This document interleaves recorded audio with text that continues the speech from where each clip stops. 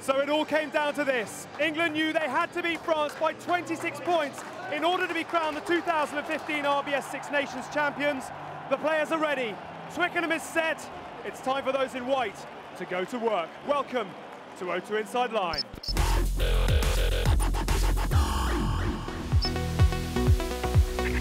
Absolutely brilliant. We've all been watching the big screens. We're all... Bonjour. Massive performance today, and we never know what sort of French side turns up. Well, there's no uncertainty as to what they've got to do.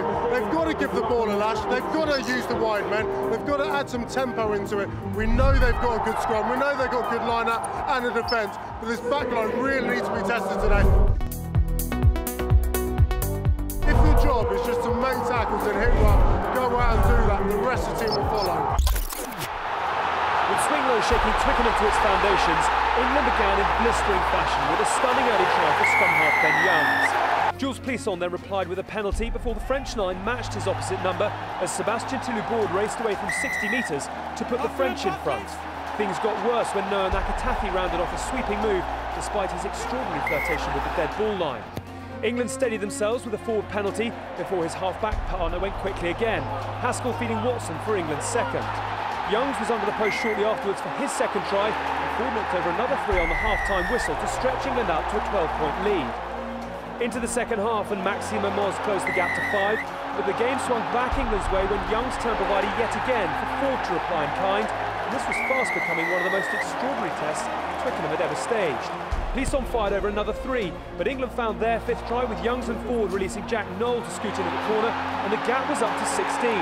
But back came France, Nakatafi then opening up and feeding the motoring Vincent Debatty, and the one for you, one for me philosophy continued as Vunapola and then Kaiser bundled over. With 12 minutes to go, England were 13 short of their target. 13 became 6 when Knoll crossed for his second, and the greatest finale in this tournament's history was on.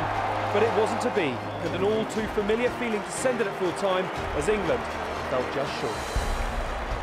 Well, that has been one of, not just in Six Nations history, but in world rugby history, the most extraordinary days of international action I think any of us will ever get to see. I don't envy you the job of trying to sum up what we have witnessed here at Twickenham tonight. What an incredible game of rugby. Steve Hampton spoke 2 weeks ago about how rugby's dying a death. Well, hey, listen to the crowd today at Twickenham. I mean, countless amount of tries today. It's unbelievable. When you have a positive attitude towards a game, this is exactly what you can produce. And what we saw today was one of the best games I've seen for years. England, for the 4th year in a row, finished with the runners-up medal. But when you look at the campaign overall, what do you think have been the big pluses for those in white? Hey, the big pluses, we can look at individuals. George Ford, Jonathan Joseph, outstanding. Once again, the set piece and defence has been incredible.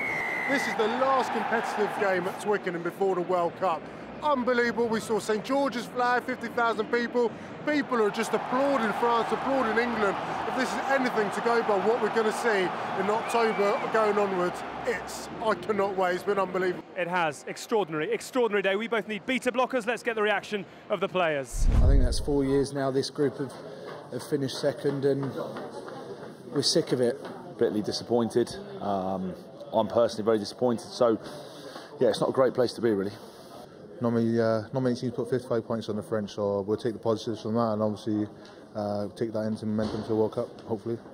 Well, understandable disappointment for all those in white, given that the trophy has gone to Ireland. But when you look at what has gone on here today, Hugo, does it feel in many ways that a flame has been lit, not only under England and the way that they played, but also under this remarkable support looking to the World Cup? I've been at Twickenham many years, sometimes as a player, but today as a pundit, and I haven't found an environment quite like this. Obviously, everyone's bitterly disappointed, looking forward to World Cup.